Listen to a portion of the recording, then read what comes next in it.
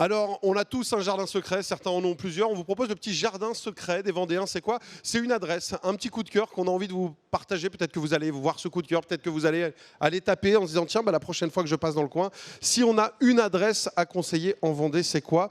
Allez, on va commencer avec Pauline. Pauline, si tu as une adresse à nous faire découvrir. Une adresse hyper connue parce qu'il y a une chanson, il paraît, La Digue de Montaigu. La digue fait réagir, évidemment. mais la digue de Montaigu n'est pas qu'une chanson. Est-ce qu'elle existe, cette digue de Montaigu? Oui, elle existe. Elle va pas jusqu'à Nantes, mais elle mesure 80 mètres, ce qui est quand même pas mal. Elle est protégée monument historique, puisqu'en fait, c'est un morceau du château de Montaigu et qui a été financé par le roi de France Louis XI.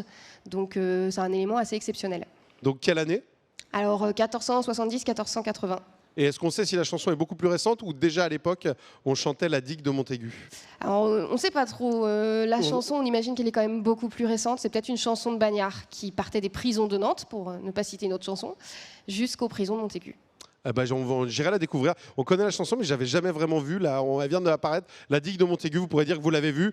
Bastien, ton petit coup de cœur en Vendée, ce serait quoi, toi?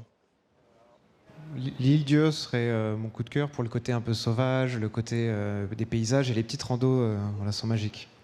J'avoue, l'Île-Dieu, donc on peut y aller uniquement en bateau, il n'y a pas de pont. Pour ceux qui ne connaissent pas du tout la Vendée, Noirmoutier, il y a un pont, l'Île-Dieu, au contraire, vous y allez, vous êtes coupé du monde et c'est ce qu'on aime, même s'il y a énormément d'activités après à faire une fois sur place.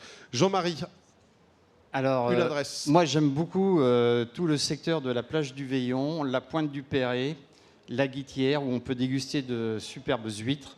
Et voilà, c'est un endroit calme, joli pour la photo. Hein, il y a des couchers de soleil incroyables. Et voilà, donc c'est ma recommandation. Il y a même une nouvelle adresse, j'ai vu, qui venait d'ouvrir. Vous avez un hôtel et un restaurant qui est ouvert cette semaine. Et donc, n'hésitez pas si vous êtes dans le coin. Là, on est vraiment à quelques minutes, pareil, à un quart d'heure. Oui, à 20 minutes d'ici. Et c'est une plage où il y a aussi donc, on voit les traces de dinosaures. Exact. Donc ça, j'ai trouvé ça. Quand j'étais petit, je me disais, mais c'est pas vrai, c'est pas possible. Et il y avait des dinosaures en Vendée. Et ils ont laissé une petite trace pour dire, on y était. Ouais, on n'en fait pas partie. Hein. Ah, non, évidemment. Non, beaucoup plus jeunes, nous. Thomas, une adresse. Alors, puisqu'on parle de jardin, moi c'est un jardin qui était secret mais qui ne l'est plus tellement. Hein. Voilà, je vais prêcher pour ma paroisse, hein. Je parle de la vallée de Poupée, parce que naturellement elle n'était pas vouée à être connue. Hein. C'est complètement perdu, c'est un cul-de-sac. Donc je pense que pour faire un festival, mais je regarde le père, comme je l'appelle, Philippe, il n'y avait pas pire endroit. Et ce qui fait le charme finalement, c'est ce théâtre de verdure perdu dans cette vallée.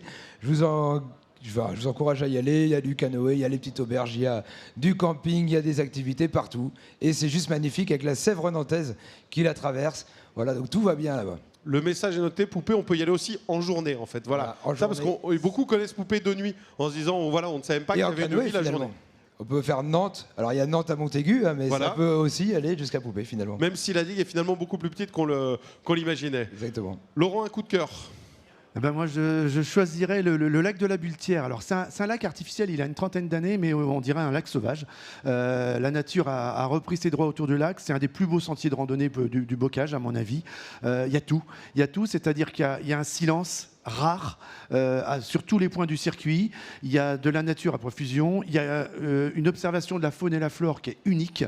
On est toujours au bord de l'eau, au bord de ce lac. Et puis surtout, en point culminant de ce circuit, il y a un belvédère magnifique, c'est un belvédère naturel, un grand rocher au-dessus du grand lac. Et là, il n'y a pas d'autre endroit en Vendée pour aller se poser, pour méditer, pour retrouver la sérénité. Voilà. Merci, parce le lac que de la Bultière. Je les connaissais tous et là je crois que je n'y suis jamais allé, donc je vais aller découvrir. Je suis ravi, j'ai encore des choses à découvrir au bout de 40 ans en Vendée et ça me fait plaisir.